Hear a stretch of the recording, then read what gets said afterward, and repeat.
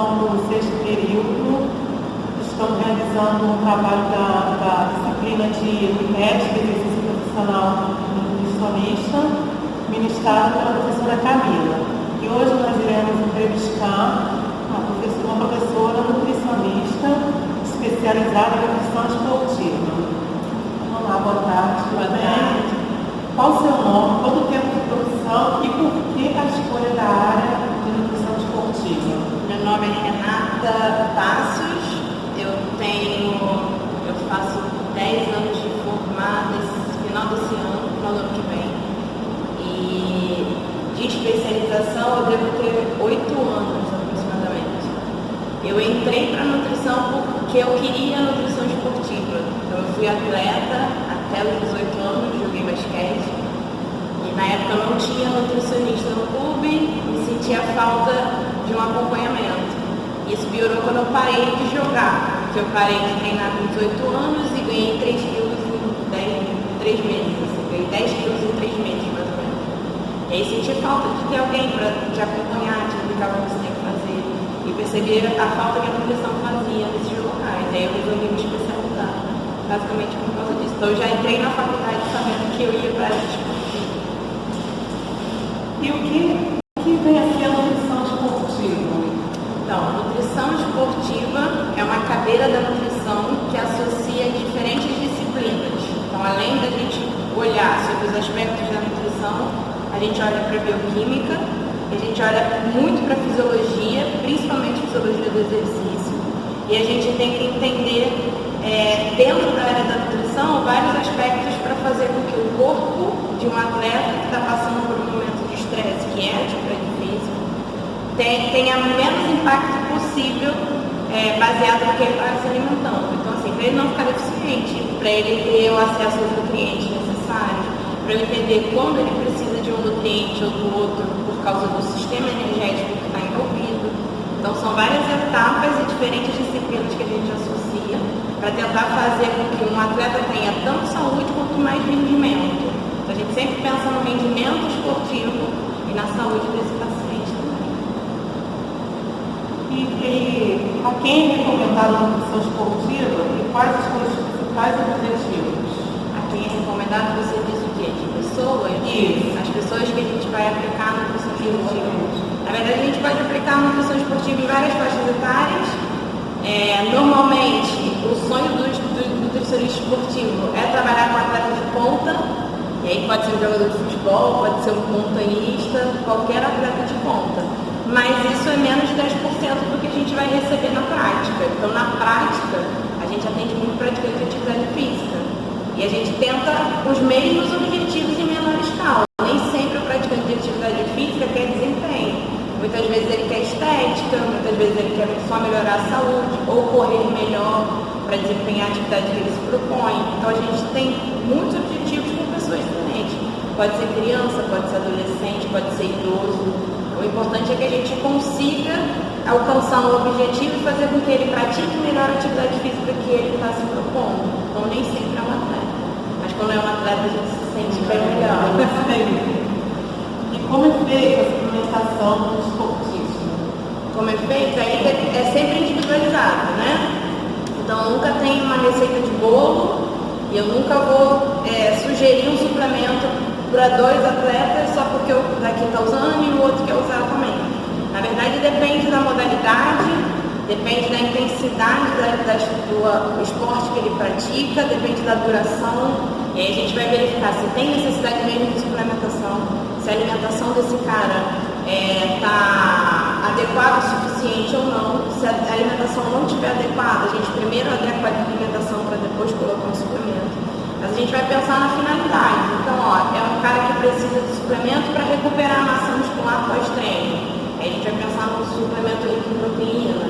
É um cara que precisa de suplemento para dar mais vigor para ele durante a atividade física, para fazer com que ele desempenhe mais ainda a atividade que ele está se propondo, que ele corra alguns minutos a mais sem alcançar a fadiga. Aí a gente vai pensar no carboidrato durante o treino. É um cara que está precisando, a gente está olhando os marcadores bioquímicos dele, está observando que ele tem muito estresse oxidativo. E a gente vai pensar no antioxidante. Então a gente tem muito suplemento e a gente tem que olhar um monte de suplemento que tem benefício, que a gente vai poder usar, mas se a alimentação desse paciente não estiver adequada, é possível que o suplemento não ajude tanto, ou que mascare o problema nutricional. Então é sempre bom a alimentação estar adequada, em cima dela eu vou pautar a suplementação. Quais são os desafios do profissional nutricionista no mercado de trabalho? Então, hoje em dia a gente está concorrendo com gente que não é nutricionista, ganhando mais dinheiro do que o nutricionista, para falar do que a gente sabe mais. Então, assim, hoje o nosso maior desafio, a gente tem tudo na mão, a gente sabe da informação, a gente sabe das fontes fidedignas daquela informação, e mesmo assim a gente perde gente para as pessoas que vendem milagre.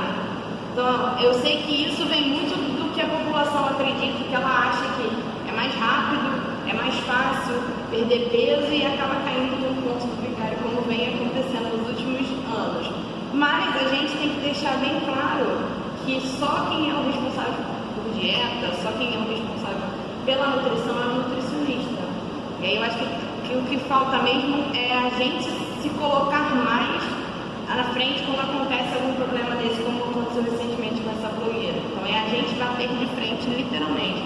Porque a internet está aí, todo mundo fala o que quiser, todo mundo expõe as suas ideias, mas a gente tem que sempre combater com firmeza e pedir um posicionamento do nosso conselho sempre que a gente achar que alguém está falando algo absurdo, muito grande na nossa área, e a gente que detém conhecimento para falar sobre.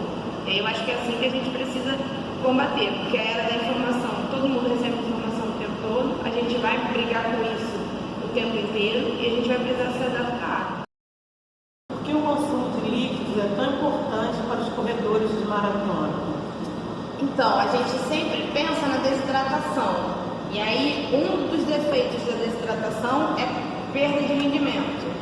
A partir dos 2% do peso corporal, que a gente mede desidratação através da perda de peso. O que eu vou fazer?